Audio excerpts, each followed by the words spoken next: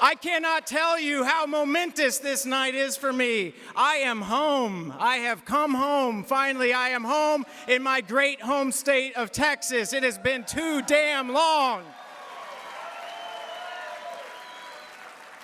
You know, I grew up right in San Antonio, and most of my family lived right here in Dallas and Bedford and Fort Worth, and I even have family all the way out in Texarkana. Yeah. And I gotta say, anytime I'm coming out here to do one of these suckers, I get a phone call from my agent in Hollywood, and he's like, "What the heck are you doing? You're supposed to be making movies. Why are you flying around? Why are you going to places like Texas?" And I explained to him, I said, no, you gotta understand, they're doing this big event out there where everyone gets all dressed real nice and pretty. And they're calling it, this year, there's a theme called One Voice. And frankly, there is this one voice that I can't get out of my head. This one voice that sort of haunted me for some time.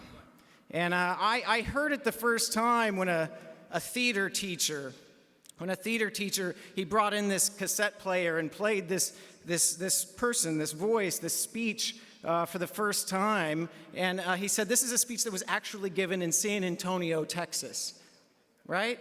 And I don't like reading up here, but I'm gonna read you a little bit of this speech.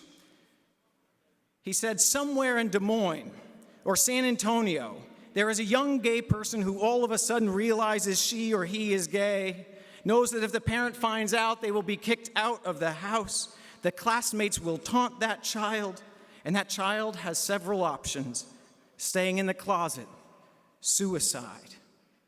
And then one day, that child might hear homosexual elected in San Francisco, and there are two new options. One is to go to San Francisco. The other is to stay in Texas and fight.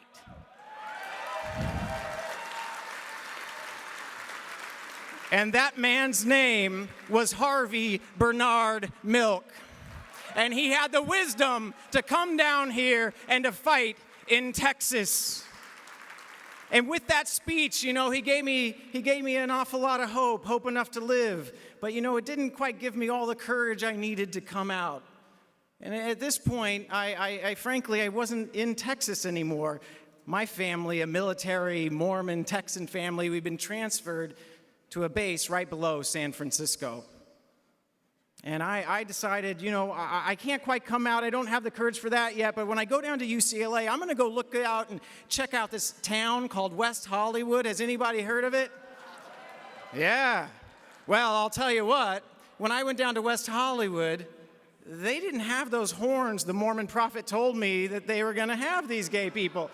They actually were having a really, really good time. And even though I wasn't quite courageous enough to be out, really, to most anyone who mattered, I actually started to have my first crush. And it was on someone, I was into really, like, much older guys at the time. He was 22 years old and a grad student. Yeah. And I'll just tell you a little quick story about this guy and what happened with this, because I was really thinking about him far too much all the time. And in fact, my senior year of college, down in Los Angeles, over Christmas break, I'm gonna fly home. Now my family is way out in Virginia. They've been transferred again. And I'm just thinking about this guy on the plane, and all of a sudden I realized, what the heck am I gonna talk about at Christmas this year? I mean, we are a good Southern Texas family. We like to talk. We like to talk and talk and talk about everything, right? But I didn't feel comfortable sharing, and I thought, well, maybe I should just make something up. And I thought, no, that's not going to work. I got a Texas mom, and she'll see right through that. Can't lie. And I didn't figure it out by the time the plane landed. I got to say, it landed, and I saw my stepdad there at the airport, and he picked me up, and he drove me home. And I saw my mom at the front door, and her arms were spread wide, and she wrapped me up. And I just remember thinking, oh, God, I wonder if she would do this if she knew. And right beside her was someone who was even more difficult in the family, and that's my big brother. And my big brother has always been, listen, my brother would gladly describe himself, proudly describe himself as a Texas redneck. Loves it, right? He can't get enough of the cars going around in circles. He loves to kill things for fun. He has that Metallica poster and the Megadeth poster, and he makes endless fun of my New Kids on the Block, my NSYNC, and my Paula Abdul. None of that was good enough for him. You know, and we just kept growing further and apart, me and my family. We were like oil and water, and I just wondered if they'd ever love me for me. And so what I did that Christmas is what I had done my whole life. Ask anybody in my family, I was the shy kid. I would never do this. I got quiet that Christmas, and I got shy, and I raced through Christmas presents and didn't say a word. I raced through dinner, I didn't say a word. I went up to my bedroom, I closed the door, and I thought, I did it. I didn't have to say a word. Nobody found out. And before I knew it, though, I heard this sound. It's this click-clack sound, click-clack, click-clack, click-clack, coming down the hallway. It's my mom coming on her braces and crutches, right? She was paralyzed from polio, and she was coming to the door. My heart was racing as I heard it get closer and closer. And the door opens, and she comes in, and she sits down on the edge of the bed, and she just starts talking. Now, this is not unusual. This is just what we do. I just didn't know what to talk about, so she set the agenda. And there was this thing in the news at the time. I wonder if anybody remembers it. It was called Don't Ask, Don't Tell. Remember that? Love talking about that in past tense. Well, she brought that up, and she was, that's right, you can clap for getting rid of that sucker. She brought it up, and she wanted to talk about it, but she was angry not because it excluded anyone. She was angry because how dare they let those broken people into her military? You know, and she just started talking about it and going on and on about these people who we had learned in church were sinners. We'd heard from our prophet that this sin of homosexuality was equal to the crime of murder. I heard that when I was 6 years old, 3'4", and as my mom's talking, I'm remembering all the words I learned growing up in the South, growing up in Texas, hearing words like faggot and cocksucker to describe me. Hearing words, people say that this was some sort of a lifestyle choice that I had made, say at 6 years old, 3'4", that would bring great shame to myself and my family if anyone found out. And as my mom is going on and on talking about don't ask, don't tell, and I'm hearing all of these old memories of hateful things I had heard, I prayed that the wetness I felt in my eyes would not fall. I prayed that I would not cry. I did not want to come out. I was not ready to come out. But I remember that blink, and I remember the first tear falling. And at that moment, you know it, every single tear I had came out, and the room got awfully quiet.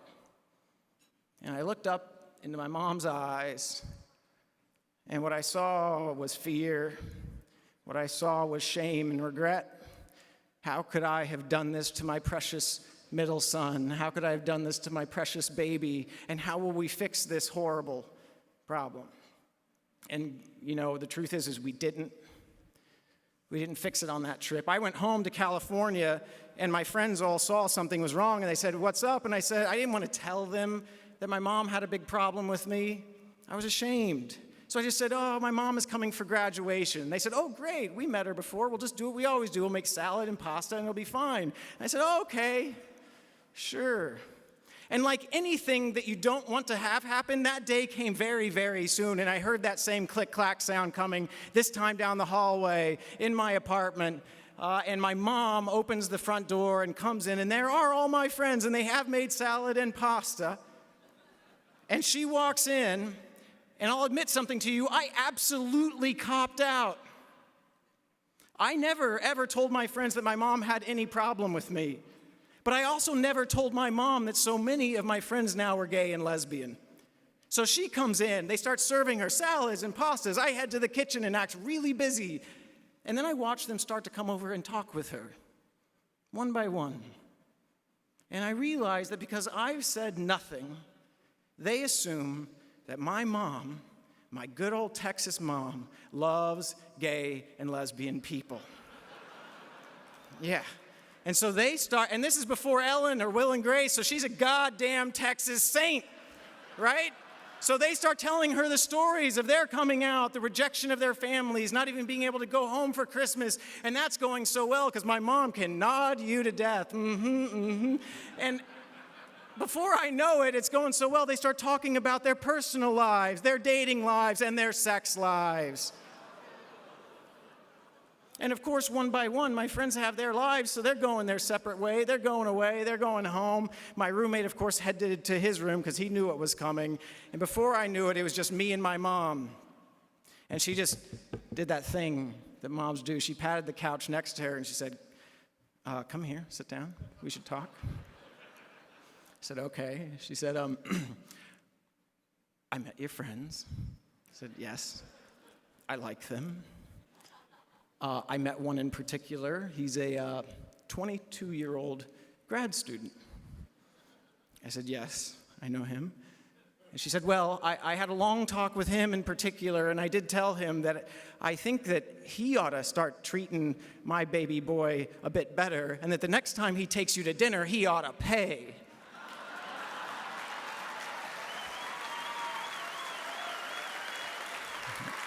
And I absolutely lit up inside. I had this feeling in me I'd never had in my entire life as my mom wrapped her arms around me and held me tight. And I can't tell you the feeling of liberation and hope that I felt. Because for the first time in my life, I knew that my mom loved me for me. And how did that happen?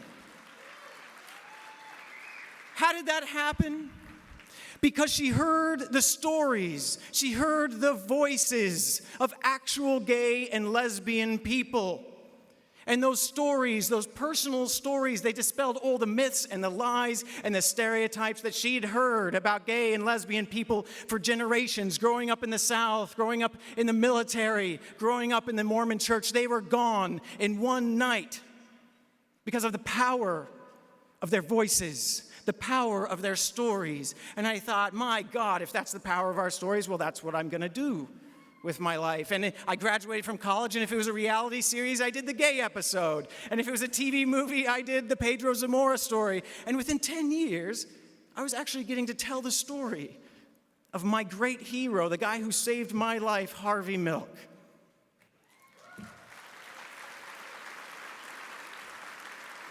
In hopes that others could hear his voice, and that voice could be life-saving as well.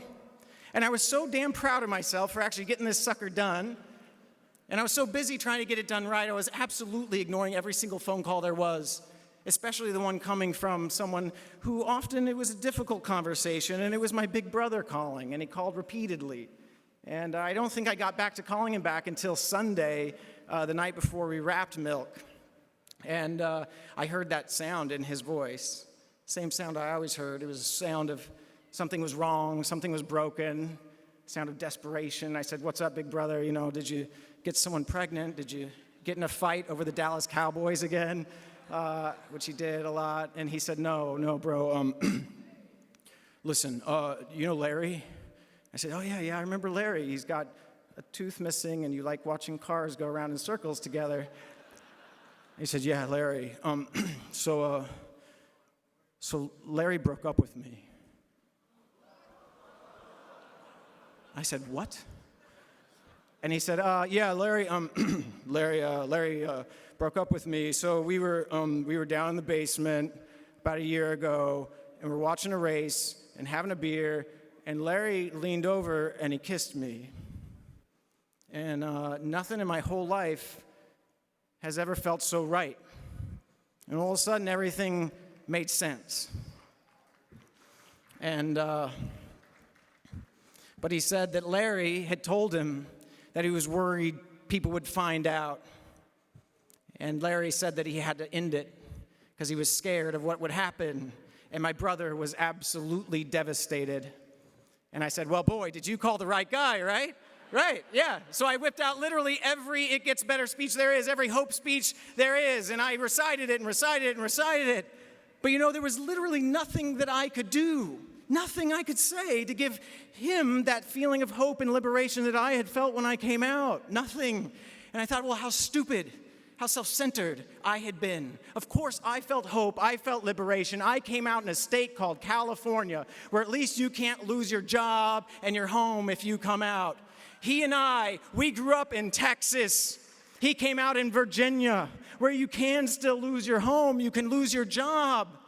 And that means people aren't coming out of the closet. They're not telling their stories all of the time out of fear. So we're not dispelling the myths and the lies.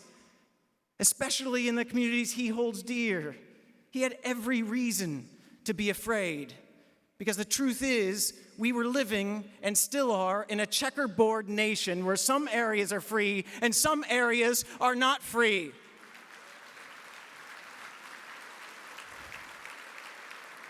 And I wasn't good with that.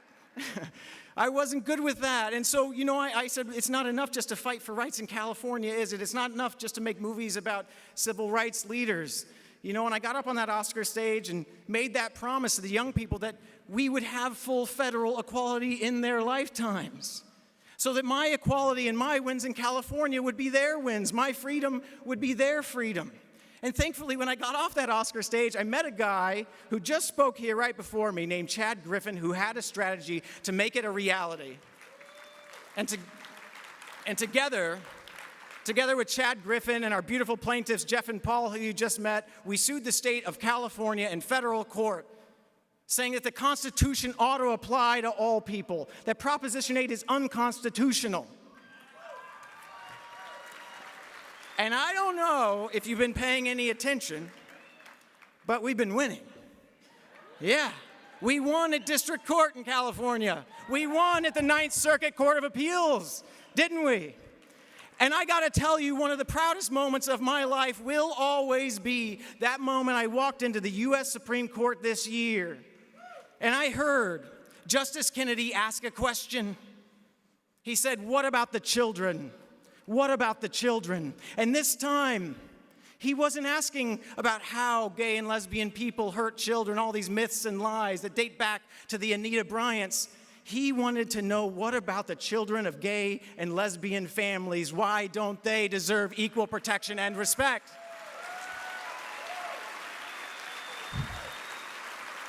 And at that moment, I couldn't predict the future and tell you if we'd win, but I knew that history had changed.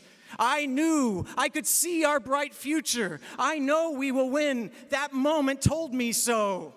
And as I walked out of that Supreme Court, all I wanted to do was to call my big brother, to call him and say, we are one step away. We are getting so close to full federal equality, where my freedom will be your freedom. My liberation, my hope will be yours. But I couldn't call him because it took 4 years to get there. And in that time, my dear, precious brother Marcus was diagnosed with cancer, and he lost his battle and he died. And he will never know a day where he is respected and protected as an equal citizen of this country. And this is a guy who loved this country. This is a guy who flew an American flag off the back of his truck. And he was never saw a day where he was treated like an equal citizen, an equal American. And the most important part of that story is that it's absolutely not unique. It's happening all the time. Right here in Texas, out there in Virginia, all across the South. And I'll admit to you, I got pissed off. I was angry. And I might have gone online on Facebook and I might have said some stuff. I sometimes do that. And all of a sudden, I said some stuff about what it was like to be in the South and all. And I heard another voice, didn't I? I got a message from another voice who's sitting over there. And this is from a school teacher in Texarkana, Texas, who happens to be my dear cousin, Debbie. Debbie, would you stand up over there? And let me read you what Debbie said. Debbie was pissed off at me. She said, "Southerners do not have a monopoly on prejudice.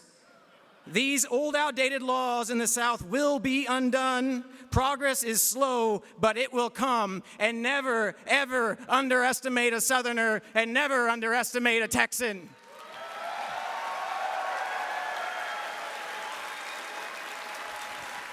That's right, Debbie.